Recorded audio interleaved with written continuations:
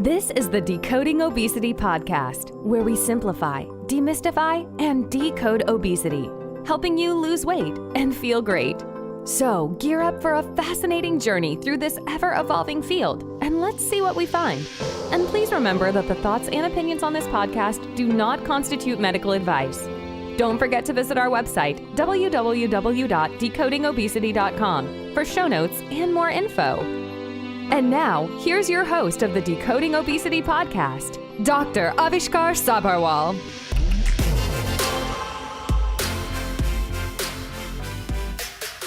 Hi, my friend. Welcome to this episode of the Decoding Obesity podcast. There is one thing that is inevitable in every woman's life. I am talking about menopause. Well, before you start wondering what do I know about menopause and why am I talking about it, I want to clarify I am not. Keeping in line with the theme of this month, this being the Women's Health Month, I wanted to cover this topic because this is a phase in every woman's life wherein the body undergoes a lot of hormonal changes. And this comes with a lot of physical symptoms as well. I have Dr. Michelle Gordon with me. She's a board-certified general surgeon, and after experiencing her symptoms of menopause, she did some research to find out how she could help herself and help others tackle these symptoms as well. She started the Menopause Movement, which we will be talking about as well. But before I bring her on, I want to request you to leave me a review on Apple Podcasts if you haven't done so already. This really helps spread the word and spread the message to everyone who hasn't listened to my podcast. The few minutes you spend writing me a review will really help this podcast reach many others who will benefit from this as well. Well, let's bring Dr. Gordon on. Welcome, Michelle. Thank you. Happy to be here. This is great. So we had interacted some time ago, and this is so interesting because I had really not heard about somebody focusing so much on menopause and the symptoms that come along with it. And that's why I thought, this being the Women's Health Month, to have you here and talk about this specific topic. So let's just dive into these questions, at least that I had, and I think people will benefit from these questions as well, or these answers to these questions. What are the hormonal changes that the body really undergoes during menopause, and how does that impact the physical and the mental well-being? Yeah, so what happens is the ovaries start to decrease the production of the hormones. The main hormones are estrogen to progesterone, and surprisingly testosterone. And usually that's a big surprise to women that testosterone is even a thing. As the ovaries start to decrease that production, our periods might get a little bit intermittent. We might have more painful periods. We might have more periods. My mom, for example, had periods like for 3, 4, 5 weeks and ended up having to have a hysterectomy in her late 30s, maybe early 40s, and never talked about it. She just changed overnight, right? So what happens is the hormones start to decrease, the body starts to react. And if it's a sudden and abrupt decrease in, say, estrogen, then what happens is sometimes our brains don't work quite properly and we start to forget things. And then we think that we might be having dementia. There are some complaints of, not being able to make decisions the way we used to. And the other thing that is probably one of the most prevalent complaints about menopause is belly fat. And women in menopause gain belly fat because in the abdominal wall there's a lot of estrogen receptors. And so the body says, oh, where's the estrogen? Let me just put more weight here and let's get the estrogen going. But there's a whole lot of things that the hormones do for us. They help to regulate our moods. They help to regulate our muscles, our connective tissues, and our sex drive. And so the other thing that can happen is women can lose the desire for sex because of loss of primarily testosterone. Right. I mean, these are profound effects that, women do often experience. But share with us what happened to you and what prompted you to start this whole thing. So I'm a surgeon. I'm a general surgeon.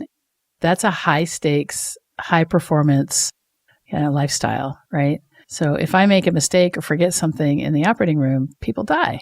And so it was super disruptive for me. And not only did I feel like I gained 50 pounds overnight and I didn't recognize who I was, and I was looking in the mirror and I kept beating down on myself because I was, you're so lazy. How come you're gaining so much weight? You're a fatty.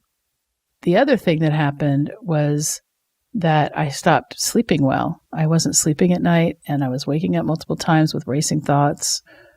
And then the thing that probably did it for me was I was sitting watching TV, and I started crying at a commercial. And I was like, what the heck? I was like, why am I crying? And the very first symptom for me, though, was hot flashes. And I was just laying down on the couch, reading a book. And I just had this feeling like I was embarrassed. So like a flush was going up my face and I was embarrassed. And I was like, why? I'm not embarrassed. Why is this happening? And so then I kind of put two and two together. And being a researcher, a scientist, I went and looked on the internet because that's, like where people go to look for things now. I mean, it wasn't like I went to any of the, Medline or any of that. I was like, I don't really want to go read scholarly articles. What I want to read is, like I wanted to find a course. I wanted to find like how to survive menopause without losing your mind or something like that. Right. and so I started looking and I couldn't find any courses, and I started reading. Like what I found was North American Menopause Society, and they had a bunch of papers. And so I started reading them, and the only way I can describe it is that it was disjointed and weird. And there was a lot of misinformation out there. And what happened for me was I had this light bulb moment where I said, wow, I'm a scientist, I'm a doctor, I'm highly educated, and this is confusing for me. And if it's confusing for me and I feel alone and isolated, I can't imagine how other women must feel who are having this happen to them right now. And that's really when the whole spark of the menopause movement was born. But before I could possibly start, I wanted to raise awareness. And so I started thinking of ways to start talking about it, because it really does feel like a secret society that nobody's ever talking about. And so what I did was I spent about 3 years reading and studying and trying to figure out the best ways, what the science was behind it, the best way to eat to support my menopause, how to move to get rid of my belly weight, because it was just piling on. The weight was piling on. And I'd always been able to lose weight whenever I wanted to. It was just a matter of, maybe tweaking my diet a little bit and then lifting weights or doing some cardio. And I would always lose weight throughout my whole life. And then when I got to my mid-40s and I started doing the same things I was doing, I was like, why am I not losing weight? And so I had to change my whole mindset around exercise and say, okay, why do I exercise? I don't exercise necessarily to lose weight. I'm exercising because it will keep me from getting Alzheimer's. There's a lot of research that proves that exercise is important for. Oh, yeah, absolutely. Yeah. And then how to think. So once I was able to get the diet and the exercise piece together, I spent a lot of time on understanding how the world works and how my mind works, and understanding that I live my whole life in my mind. And so how to make that a happy place. And so I put that all together in a program and started sharing it with people. So talk to us about the Menopause Movement. So the Menopause Movement is really kind of an umbrella for the education that we provide. So the Menopause Movement exists. What it does is we provide world-class transformational education for women who are suffering from the effects of menopause, while providing a supportive community, provides support for them long term. And so that's the function of the Menopause Movement. We have the podcast, and we have a whole bunch of really great education that we put out there, social media, that sort of stuff. And then I built something called the Meno System, MENO, capitals, all capitals, or the Meno System. Yeah, I was going to ask you. So I built the Meno System, and it's an 8-week program that we currently it's a really good transformational program, but we give that away when people sign up for it's called the Menomate Monthly, actually. So when you join as a Menomate, and that's the community, right? So that's the community component. But what happens inside of the Meno movement, the Meno System, is that women learn, first of all, what the heck is happening. So there's a whole biochemistry lesson. But it's really not horrible. It doesn't, you can run it at 2x speed if you want or pass it by. But it's just to explain what the major players are in menopause and what is happening to my body. And I talk about it as if it's a second puberty, because this thing happens to us. We knew that puberty was coming. We got the talk, right? Yeah. Body's going to change. For boys, your voice is going to change. Things are going to change kind of between your legs. For girls, they say you might get breasts and, you're going to get a little hair here and there. And then, we talk a little bit about how to get pregnant, right? We learn these things. But there's no talk for menopause. And menopause is it's like another puberty for women, because as we start to change there, it's a huge disruption to our lives. And so we go through that. And then we spend 3 weeks just talking about what to eat so that we can support our changing bodies and hormones. And then we talk about the best way to get rid of that menobelly. And then we go into how to, and what the benefit is that by the end of getting through the program, your perspective on life just completely shifts. And the women have saved their marriages through going through this program, even though it's not a relationship program. Women have lost a lot of weight. It's not a weight loss program, but they've lost a lot of weight. And it really is a program to help you get your life back so that managing your menopause doesn't feel like a full-time job. Wow. And one thing, Michelle, that I always do is I keep all the information on this podcast evidence-based. So you did a lot of research on developing this Meno system and the menopause movement. So I always want to bring on guests who can provide evidence-based information to my listeners. So tell us about what evidence you found regarding, whatever you teach in your program. So in terms of like the best way to move, that comes from a study that was done in South America with menopausal women. And that's just really just completely evidence-based. I mean, it's a small study. It was a small study, but they had a control, and that was basically from reading research papers. And then in terms of what to eat, when it comes to diet, and you know this because you teach obesity and you teach diet, there's a lot of belief around diet. There's a lot of people who think that it has to be this way. And so sifting through a whole bunch of different people's beliefs to try to figure out what the evidence really is was hard. And the problem is that, people like Ansel Keys, who have manipulated data and tried to show that it was evidence-based, that, fat will cause, if you eat more fat, you're going to have higher levels of cholesterol and, thus heart attacks. And, the diet heart hypothesis still has not been proven, right? Yeah. Which was Ansel Keys' big thing. And he wasn't even a diet, a food researcher. He researched eels or something. Yeah. So while I didn't do any studies, and I'm not associated with the university, and I don't have an IRB, all those things, what I did was I read a whole bunch of books that were based on science. And I would say probably my favorite book in terms of what to eat is Dr. Kate Shanahan's book called Deep Nutrition. And she did the research and she did the science. And I just basically kind of followed her path. And, an N=1 experiment, I put it to the test in me. I mean, I didn't put it out there until I saw that it worked for me. And so what I did was I did the trial and error on myself. What I did was I wrote down what worked and what didn't. And then that allowed me to put it into a format that helps now women who come in take that leap. And so it took me about 6 years to drop the menobelly. The women who come into my program who really, if their goal is to lose weight, then it takes them, 6-8 months instead of 6 years. Wow. And then, what we do is we focus on behavior change inside of that particular part of our program afterwards. So after you go through the Meno system, we talk a lot about behavior change. And the reason why we do that is that if you want a lasting change, you have to have the tools to be able to make it happen. And so then in the coaching that goes along with it, we spend a lot of time talking about the beliefs that hold us back, because our mind was always going to be the thing that holds us back from making the changes that we want to make in our lives. Right. No, that's so true. That's so true. So tell me, how did all of these changes help you in your, in tackling menopause for yourself? Yeah. So what happened was, as I started to implement the changes, I noticed changes were subtle, but I started sleeping through the night. That was the first thing. I stopped looking for words. I still do sometimes. I won't say I don't, but there was a time when I was in the doctor's lounge talking to a colleague, and I was trying to remember the name of the appendiceal artery, or I don't know, something like that, right? Which is something that we need to know as surgeons. Some anatomical thing that I know, and I just kept going, and I was like, this is just not right. I was like, what's wrong with me? And my mom had a memory problem. My dad had a memory problem, a cognitive problem as they got older.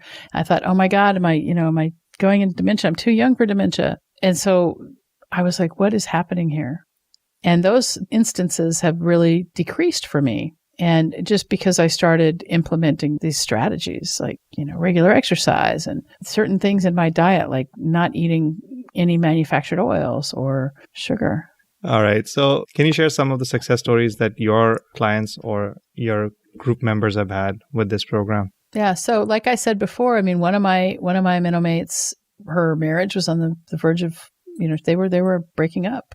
And as she started to realize that there were things that she was responsible for that she could change, they were able to really come back together.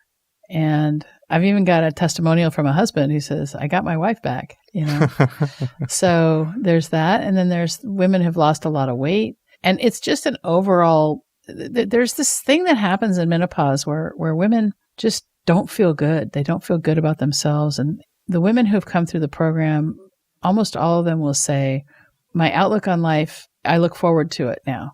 Whereas before, I've had several women who, when they came into the program, they were on the verge of suicide. Oh, wow. Yeah. They've all been in the podcast. So any Menomate journey that we put in the podcast is all there on the Menopause Movement podcast. But, we try to feature a Menomate every couple of months. And it was really interesting to hear these women as I was talking to them and say, before I met you, I just didn't think I was worth anything. I was ready to end my life. Wow. Yeah. That is profound. That is what can happen, though, with this. I mean, it's just crazy. These hormonal changes can really wreak havoc with us. But if I can leave anything with the audience, I want you to know that menopause is not a medical condition, that it is just a phase in our life, and it is the privilege of a long life. You can take all your red linings and turn them into silver linings. The problem, I think, is that so many women will go to their doctor and say, I don't feel right. And the doctor will say, oh, it's menopause. Here's a patch. Or, oh, it's menopause. Come back later. And then, or not do the hormones or whatever. And oftentimes doctors will not do the hormones because they're inconsistent. It's really hard to diagnose menopause because it's not a medical condition. Right. But the problem is that there's no money in something that's not diagnosable. So doctors are trained to diagnose and treat, diagnose and treat, diagnose and treat. So who benefits when we diagnose somebody with anything, right? Like who benefits when we say, oh, you need to have this statin, or you need to have this drug or that drug, or you need this supplement. I mean, we're putting out money, we're trying to feel better. And, the supplement industry is $100 billion, right? Yeah. Pharmaceutical, even more. And then medicine has been taken over by this big medical industrial complex where, all of us are just cogs in the wheel. Right. And so I want to just challenge that thinking that you need to go to the doctor to get fixed. Maybe you don't need to get fixed. Maybe you just have to change your diet a little bit and you'll start to feel better. Change the way you move a little bit. You'll start to feel better. Change the way you think. Right. No, that's very important. I think that these kind of form the building blocks of a healthy lifestyle. Right. Definitely. And it's not just about medications or patches or pills. It's about, having those basic building blocks. And then if you need something, of course you need something. If you need medical attention, you need medications. Of course you need them. But first thing has to be building a healthier lifestyle. Right. I think that's where everybody has to start. But building a healthy lifestyle comes from behavior change. Yeah. And behavior change is hard because our brains are wired to do the same thing over and over and over again, right? That's how we evolved. And so that's why it's really nice to have somebody who can help coach you through the changes that you need to make. Somebody that is going to come to you especially when you're feeling crappy. Especially somebody who's gone through it. Mm-hmm. Yeah. But that's the biggest thing is that we can manage our menopause, but we may not be able to be the same person. We have to start being a different person. And behavior change comes from a decision and then action, a decision and then action. And if you make a decision or you have an idea that you want something different, but you don't take any action, then you just have a wish. Right. That's true. So how can women find you? So we are at menopausemovement.com. And actually, if they go to, I've got a course. So usually there's a lengthy application that's required for this course. It's called Understanding Your Hormones and Managing Your Menopause. But because they're podcast listeners, they can just go to menopausemovement.com/hormones and get right in and take that course. Nice. I'm going to leave a link for that in my description, in my show notes as well. Great. Awesome. So that women can find you. Well, that was very interesting. My friend, I need something from you before we end today. I want to meet you on the next Decoding Obesity Hangout. So head on over to www.decodingobesity.com/hangout to sign up. I hope to chat with you there. please don't forget to leave me a review or a comment on Apple Podcasts. And if there is any specific topic that you would like me to discuss, please do let me know. You can write to me at host@decodingobesity.com. Well, that's all we have time for today. Thank you so much, Michelle, for joining me. And this was very enlightening. I'm sure my listeners are going to love this. And thank you, everyone, for listening in. I'll see you all next time. Thanks for having me. You've been listening to the Decoding Obesity podcast. Please remember, the information in this podcast should not be used in any legal capacity whatsoever. The thoughts and opinions expressed on this podcast are solely of the host and his guests and do not constitute medical advice. Views and opinions on this show do not necessarily represent the views and opinions of any organization. And that brings us to the end of the show. Thank you so much for listening in. Don't forget to visit our website, www.decodingobesity.com, for show notes and more info. And if you've enjoyed this episode, please feel free to rate, review, and subscribe on your preferred podcast listening platform. We really appreciate that effort. Until next time.